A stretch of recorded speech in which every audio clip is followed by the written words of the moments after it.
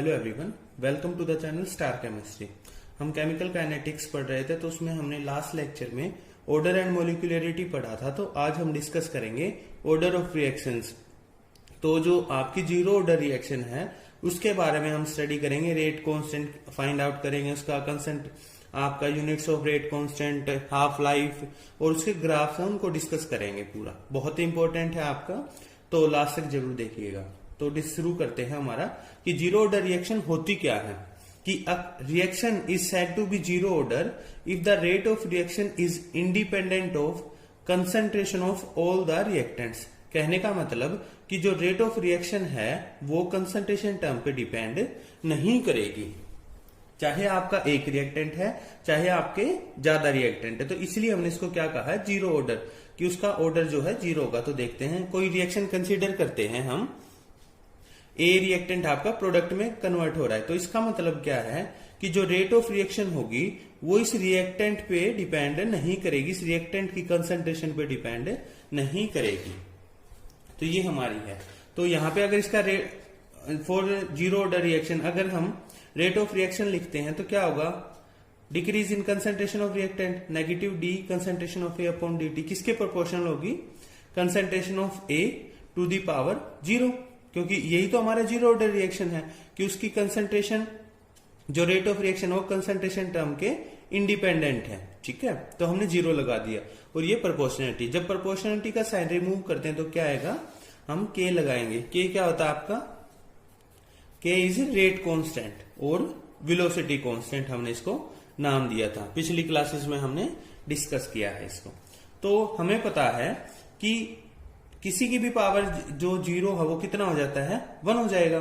ठीक है, तो ये क्या हो जाएगा आपका, negative of concentration of D upon d t किसके बराबर हो जाएगा, के बराबर, क्योंकि ये जो टर्म है ये आपकी किसके बराबर हो गई है, जीरो के बराबर हो गई है। तो अब हम क्या करते हैं, नेगेटिव ऑफ डी ए, इस डी टी को इस तरफ ले गए तो क्या हो जाता है, के डी टी। ये किस लिए किया हमने, क्योंकि अभी हम क्या करेंगे, इसको हम इसकी इंटीग्रेशन करेंगे। तो इसलिए इंटीग्रेशन करेंगे तो हमने क्या कर लिया, इन टर्म्स को एक तरफ कर लिया है कि आपकी कंसंट्रेशन टर्म एक तरफ और टाइम एक तरफ। इंटीग्रेट क्यों करेंगे, क्योंकि हमें जो कंप्लीट वैल्यू है उसके लिए हमें वैल्यूज को फाइंड आउट करना है। तो हमने क्या किया, ये नेगेटिव साइन था, इसको इस तरफ भेज दिया कि d A concentration of A is equal to negative of k d t. K क्या आपका रेट कांस्टेंट और ये क्या है, चेंज इन टाइम आपका। तो इंटीग्रेटिंग बोथ साइड, हमने दोनों तरफ क्या किया, इसको इंटीग्रेट किया with proper limits. Proper limits का मतलब कि जब आपका टाइम जीरो था तो उस दौरान जो कंसंट्रेशन ऑफ ए थी वो कितनी थी, ए नोट। ए नोट का मतलब कि बिल्कुल शुरू में जब हमने जो रिएक्टेंट लिया था वो हमारा क्या है, ए नोट है। और एट टाइम टी, किसी भी टाइम पे कुछ समय बाद जो कंसंट्रेशन ऑफ ए है वो किसके बराबर लिया हमने, कंसंट्रेशन ऑफ ए के बराबर ले ली है। कि जो चेंज होने के बाद शुरू में उसकी कंसंट्रेशन ए नोट थी और बाद में कितनी हो गई है, ए हो गई है उसकी। तो जब हम इसको इंटीग्रेट करते हैं तो क्या होगा, ये जो हमने लिमिट्स लगाई है ए नोट से ए तक की, बिल्कुल शुरू से यहां जब कंसंट्रेशन ए आई वहां तक इंटीग्रेट करेंगे। और इसको जीरो से, टाइम जीरो मतलब जब रिएक्शन बिल्कुल शुरू भी नहीं हुई थी उससे लेकर टाइम टी तक हम इसको इंटीग्रेट करेंगे, ये इस तरीके से। तो जब हमने इनकी इंटीग्रेशन कर रहे हैं तो सॉल्व करने के बाद जो ये है डी, इसको रिमूव करके हमने क्या कर दिया, A naught A is equal to negative of K, time की लिमिट्स लगा दी जीरो से टी तक। अब क्या होगा, अब हम इसकी जगह इन लिमिट्स को पुट करेंगे। तो देखते हैं एक बार, तो हमारे पास क्या इक्वेशन आई थी कि कंसंट्रेशन ऑफ ए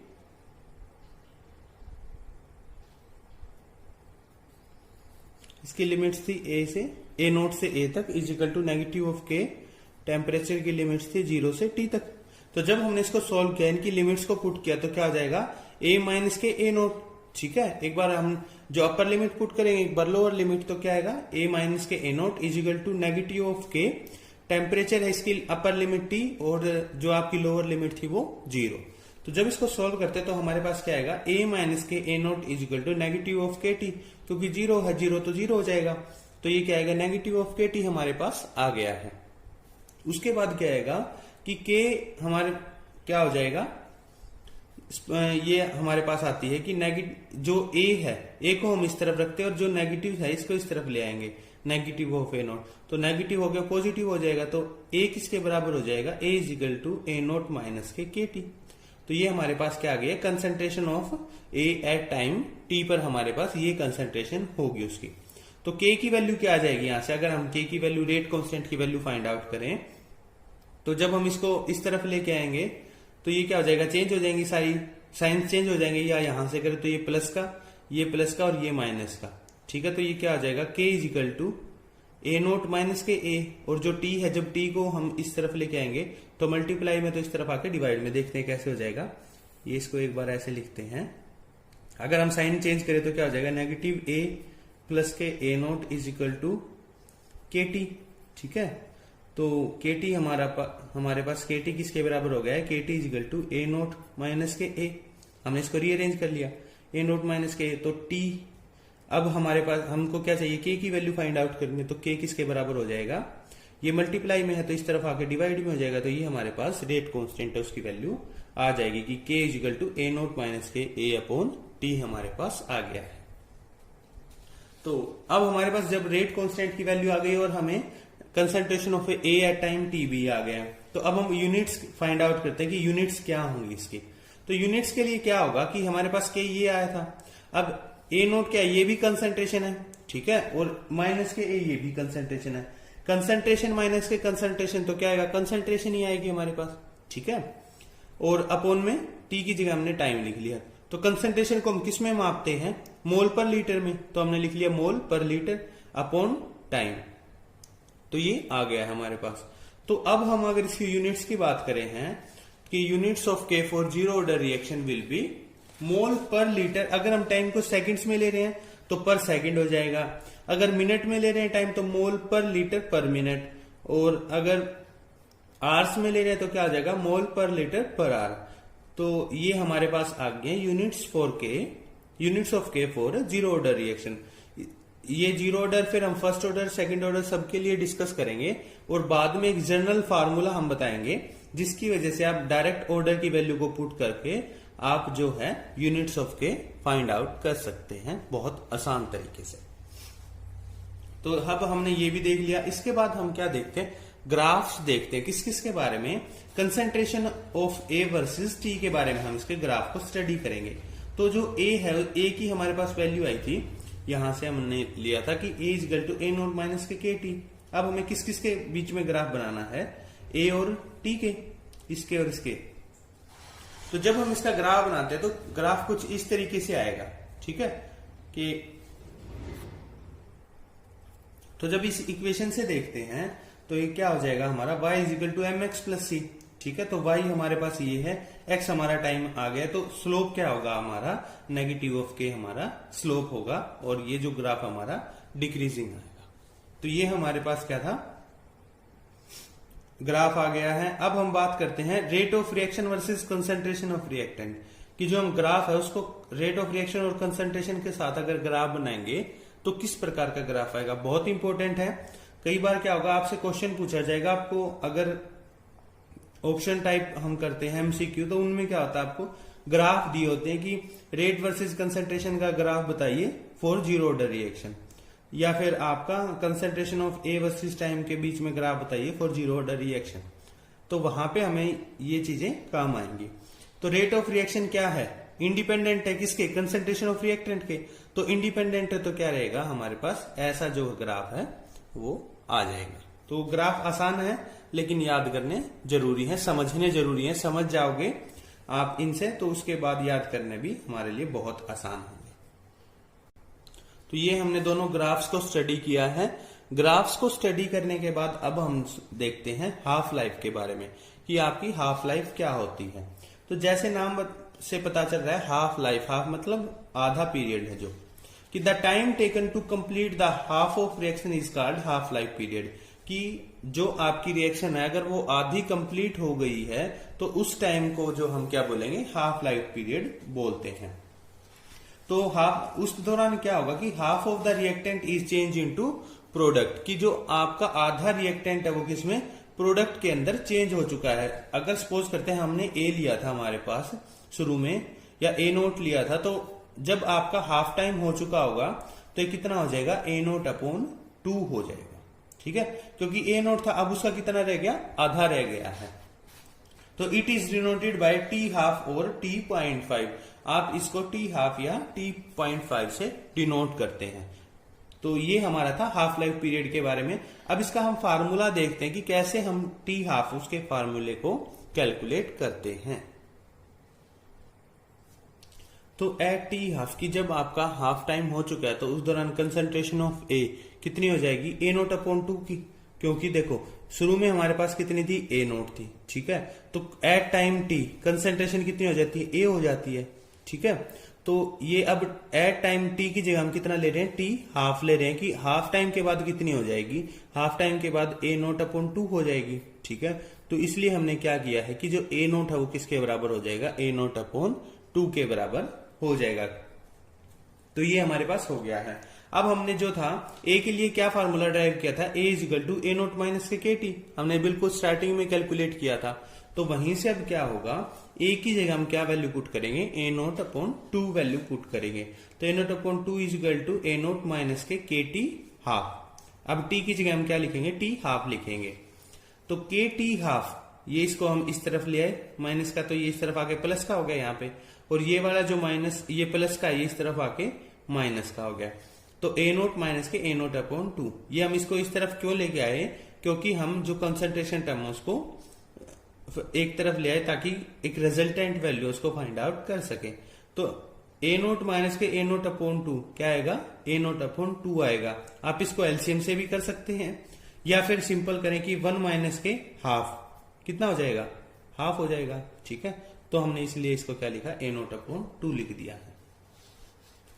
तो अब टी हाफ की वैल्यू कितनी हो जाएगी, अब देखो हमारे पास ये जो एक आई है, रिजल्ट आया है कि k T half is equal to A naught upon 2, concentration of A naught upon 2 आ गया।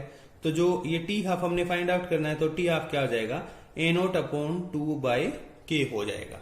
तो ये हमारे पास किसकी आ गई है, टी हाफ की वैल्यू आ गई है।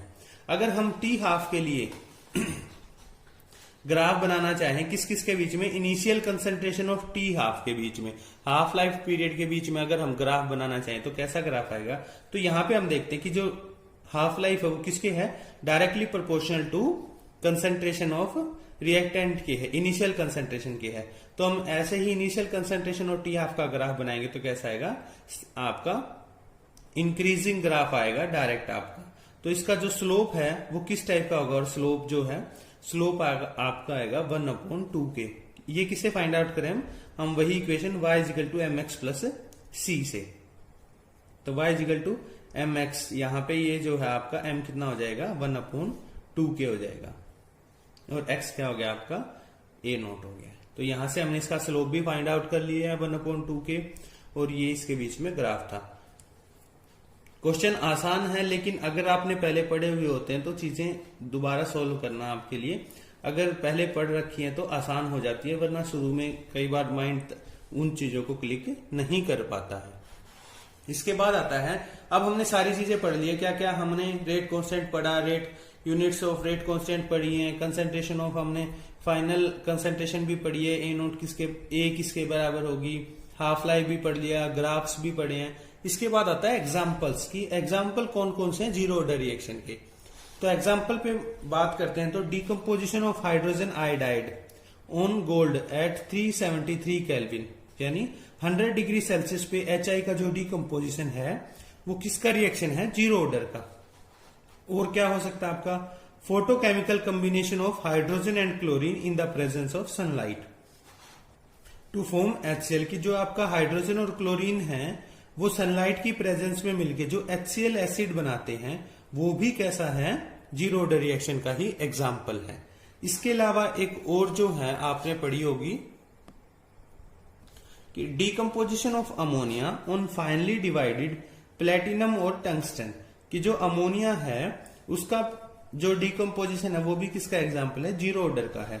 लेकिन कब होगा कि when the surface of catalyst is fully covered with layer of ammonia molecule, कि जो कैटलिस्ट है आपका, कैटलिस्ट का सरफेस जब फुली कवर्ड हो जाएगा अमोनिया मोलिक्यूल से, तब ही उसका एग्जाम्पल क्या होगा ये, तब किसका एग्जाम्पल होगा, जीरो ऑर्डर रिएक्शन का।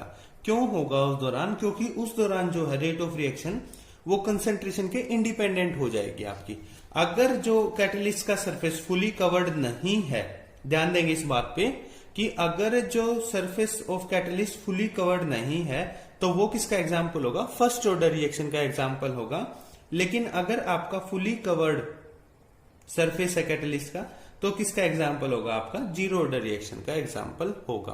तो ये हमने कुछ एग्जाम्पल्स पढ़े इनके बारे में, तो बहुत ही इंपॉर्टेंट है। इसके बाद जो हम फर्स्ट ऑर्डर सेकंड ऑर्डर हैं उनको हम नेक्स्ट वीडियोस हैं उनके अंदर पढ़ेंगे। Thank you.